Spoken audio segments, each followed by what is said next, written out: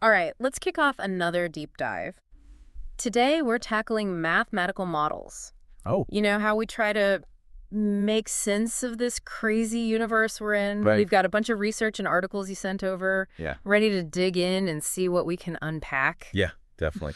It's a pretty wild ride when you think about it. The whole idea of using math to try to represent, you know, reality. Yeah. Almost like we're building, I guess, a simplified version of it, Yeah.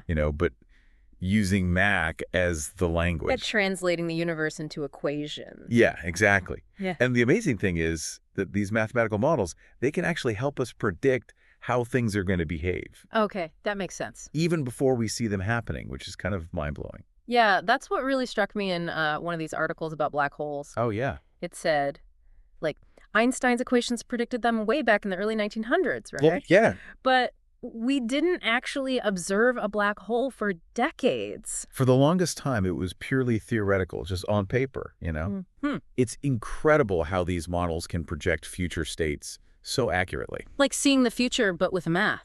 Yeah, in a way.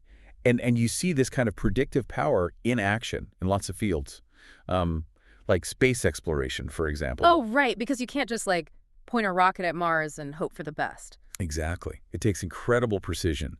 You have to calculate the trajectory so carefully, taking into account the gravitational pull of not just Mars and the Sun, but all the other planets too. It's really complex. Yeah, it's like a giant cosmic pool table. It really is. Mm. And without accurate mathematical models, space travel, as we know it, would be completely impossible. Okay, so these models are seriously powerful tools, but then why are there still so many mysteries out there? Right. Like, why not just use these models to figure out everything about the universe? That's the catch. You see, as useful as they are, all models are, at their core, just approximations. Okay. They're not perfect reflections of reality. Think of them like maps of the universe. Okay, I can see that. We get a general lay of the land, but there are always going to be uncharted territories, surprises lurking around the corner. So like those old maps with the here be dragons kind of warnings. Exactly. Got it. You know, this actually makes me think about what we were talking about before with Newton's laws of motion. Oh, right. It worked perfectly for centuries. Yeah. Apples falling, planets orbiting, all that stuff. But then as we started observing things moving at super high speeds or dealing with really strong gravity, things started to break down. Newton's laws didn't quite fit anymore. They didn't. That's where Einstein's theory of relativity came in. His theory provided a more accurate model for those extreme situations. So it's not that Newton was wrong. No, not at all. It's more like his laws are still very useful, Yeah. but within certain limits. Right. Like they work perfectly fine for most everyday situations because they offer a simplified approximation that's good enough. Makes sense. But Einstein's theory expanded our understanding, broadened the scope of what we could accurately predict. So it's like different tools for different jobs, right? Like you wouldn't use a hammer to fix a leaky faucet. Precisely. Okay, so we've got Newton for everyday stuff and Einstein for the more extreme cases. But what about at those truly massive scales, like entire galaxies? Yeah, good point. Even with Einstein's models, which were revolutionary, we still run into some puzzles at those vast cosmic scales. Oh, interesting. It's where things like dark matter and dark energy come into play. Oh, yeah. Those articles you sent about that were mind-blowing. Right. So scientists were trying to explain some observations they were making about galaxies, about how they move and behave. And things weren't quite adding up based on what Einstein's theory predicted. To reconcile those observations with the model, they had to introduce this concept of dark matter and dark energy. So these are like invisible forces that are affecting how galaxies behave. Essentially, yes. Wow. It's crazy to think that our best models are telling us there's stuff out there that we can't even see or directly detect. Like missing pieces of the cosmic puzzle. Yeah. And it really makes you wonder, are we missing something fundamental about how the universe works? Do we need a whole new theoretical framework to really grasp it all? It's almost like the universe is playing hide and seek with us. It kind of is. Okay, so before we go further, can we do a super quick recap? I want to make sure I'm following along. Sure. So we've talked about black holes, space travel, and now these mysterious dark matter and dark energy things. We've seen that mathematical models can be incredibly powerful for understanding and predicting how reality works. But they're not perfect mirrors of the universe, right? They're more like really good approximations that work well within certain boundaries. But as we push those boundaries, like with really fast speeds or massive scales, we need to either refine those models or come up with totally new ones. Did I miss anything crucial? You got it. It's exactly this constant refinement and expansion of models that drive scientific progress. That makes sense. And it makes you realize just how much more there is to uncover, how much deeper we can go. Yeah, it's pretty exciting. It is.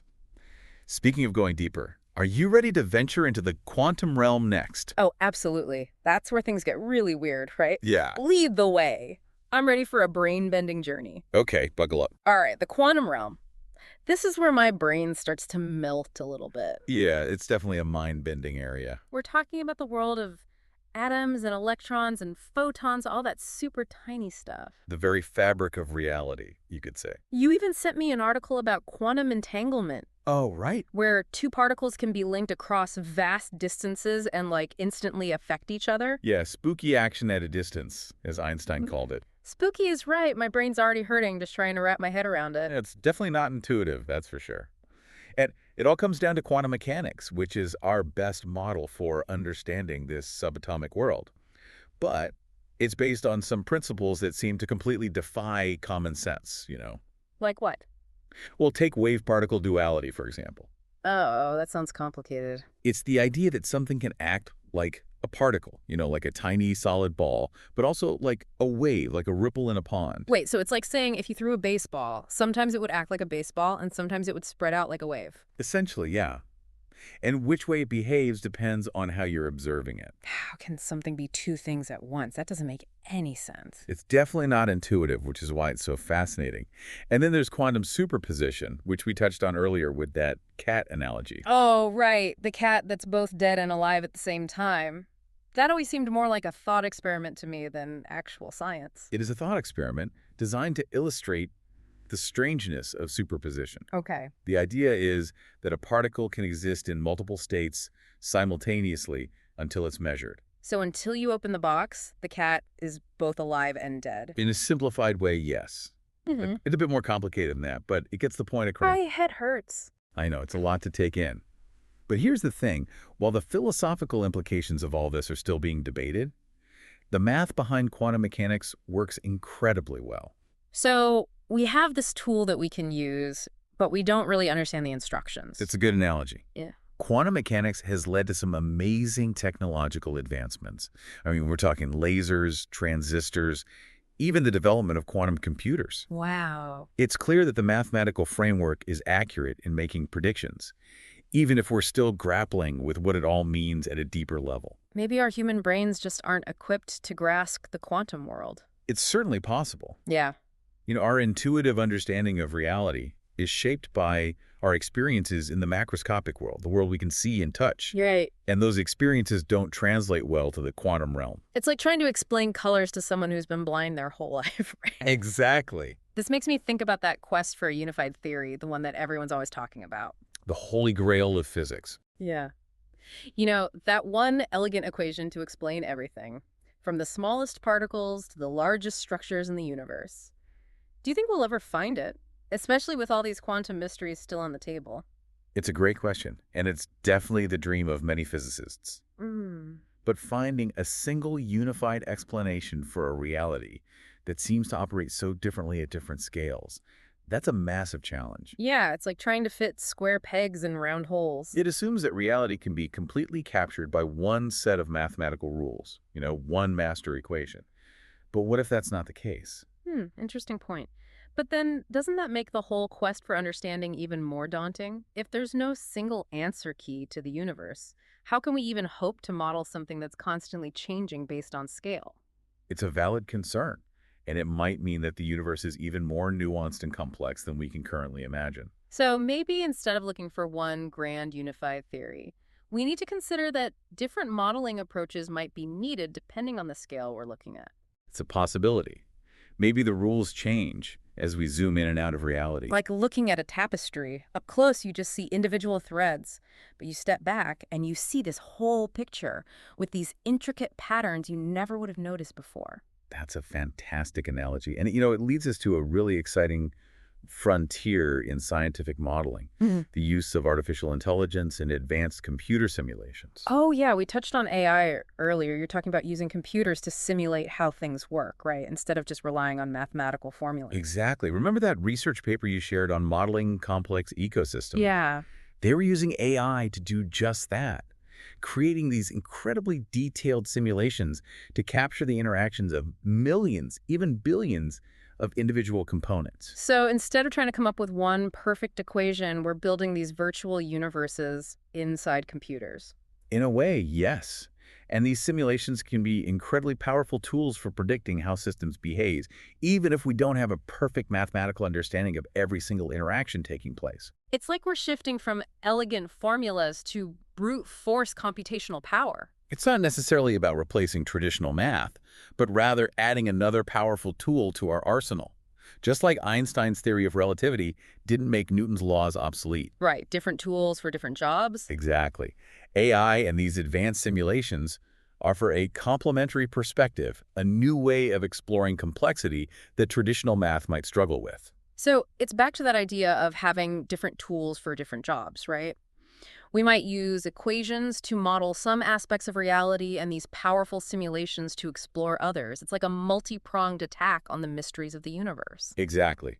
And by embracing this nuanced approach, this idea that there isn't just one right way to model reality, we might gain an even deeper appreciation for the universe's vastness and complexity, and maybe even come to terms with the fact that some aspects might always remain beyond our full comprehension. It's a humbling thought, but also kind of exciting, isn't it? The more we learn, the more we realize how much more there is to discover. But where do we even go from here? We've gone from the elegance of Einstein's equations to the mind-bending weirdness of the quantum realm, and now this frontier of AI-powered simulations. It feels like we've covered so much ground. It's been quite a journey, and yet we've really only scratched the surface. What we've learned today points to something much bigger, a potential shift in how we approach knowledge itself. Perhaps it's not just about finding the right answers, but also about asking the right questions, being open to new possibilities, even, dare I say, accepting that some questions might not have definitive answers. That's a big idea, and I think you're right. All of our attempts to model the universe, whether through equations or simulations, it really demonstrates our deep desire to understand the world around us. But maybe the real journey is about embracing the unknown, even those parts of reality that might always stay just out of reach.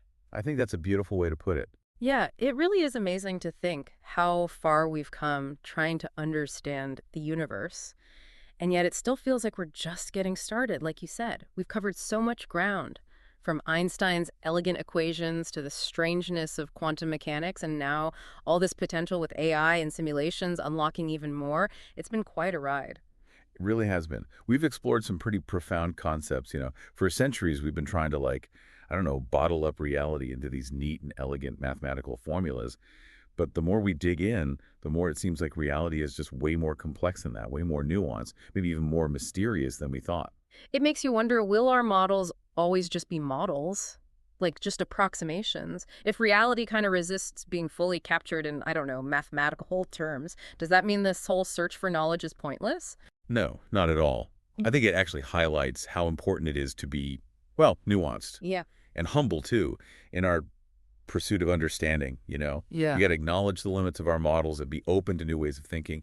And maybe even, I don't know, accept that some questions might not have these clear-cut answers. So it's not about getting all the right answers. It's more about asking the right questions. Yeah, exactly. And being willing to adapt our approach as we learn more. Mm.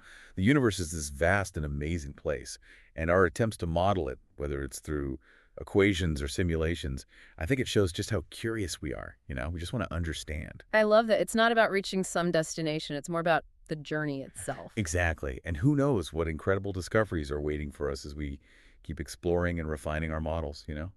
One thing's for sure, it's far from over. Well said. This deep dive has really given me a whole new way to look at knowledge.